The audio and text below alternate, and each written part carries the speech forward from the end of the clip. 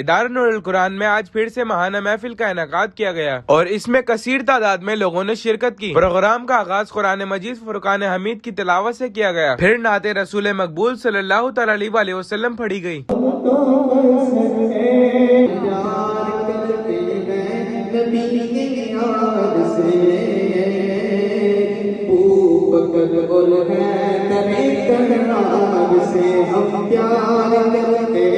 اور اب مفتی رضوان صاحب خطاب فرما رہے ہیں۔ جب آپ نے